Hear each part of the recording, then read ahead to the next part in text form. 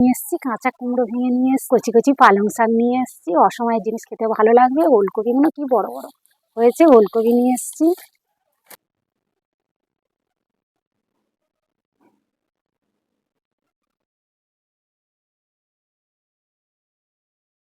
নমস্কার, Sujata হেসেল with village ফুডে আপনাদের সকলকে স্বাগত জানাই।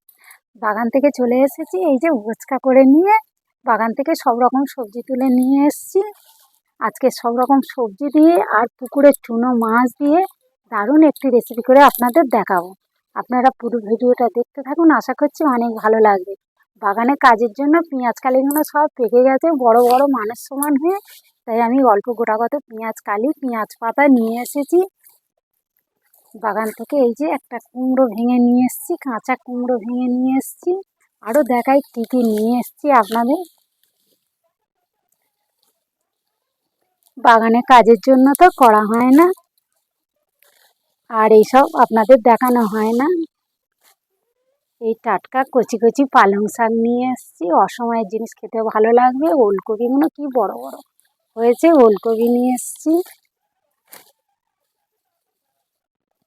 একটু সব রকম সবজি দিয়ে আজকে চুনো মাছ দিয়ে দারুণ একটি রেসিপি করে আপনাদের দেখাবো। আপনারা পুরো ভিডিওটা দেখতে থাকুন, আশা করছি অনেক ভালো লাগবে। আমি এবার এই সবজিগুলো কেটে নেব।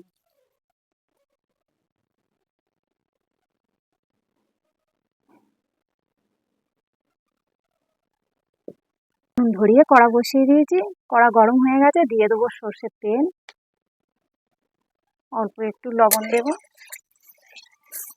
এই যে চুনো মৌটি মাছের লবণ হলুদ মাখিয়ে নেবো। এবারে তেল ভালো গরম হলে তারপরে চুনো মাছগুলো দিতে হবে, নাহলে কড়ার গায়ে লেগে যাবে। এবার চুনো মাছগুলো অল্প অল্প করে ভেজে নেব।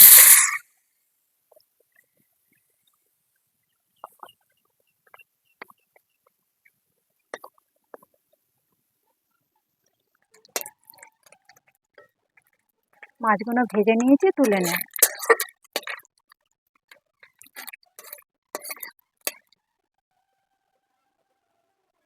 বাকি মাছগুলো ভেজে নেব।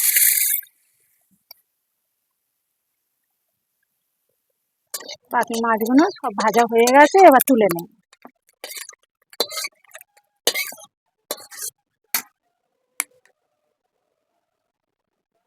ফোড়ন করে নেব,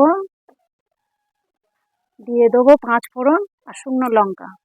5 ফোড়নটা ভালো করে ভেজে নেব। ফোড়ন থেকে সেন্ট বেরোলে দিয়ে দেবো পেঁয়াজ কুচি। থেকে সেন্ট ছেড়ে দিয়েছে, দিয়ে দেবো কুচনো পেঁয়াজ। পেঁয়াজটা ভালো করে লাল লাল করে ভেজে নেব।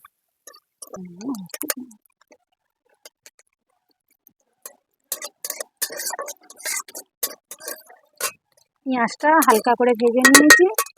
হালকা ভেজে নিয়ে দিয়ে দেবো আলু। আলুটা ভালো করে পেঁয়াজের সঙ্গে ভেজে নেব।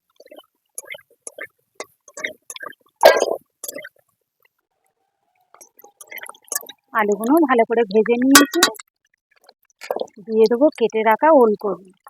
কেটে দিয়ে রাখা ওলকপি আর শিমের বীজ দিয়ে দেবো। দিয়ে দেবো কুমড়ো, কেটে ধুয়ে রাখা কুমড়োগুলো, কাঁচা টমেটো একসঙ্গে ভালো করে ভেজে নেব।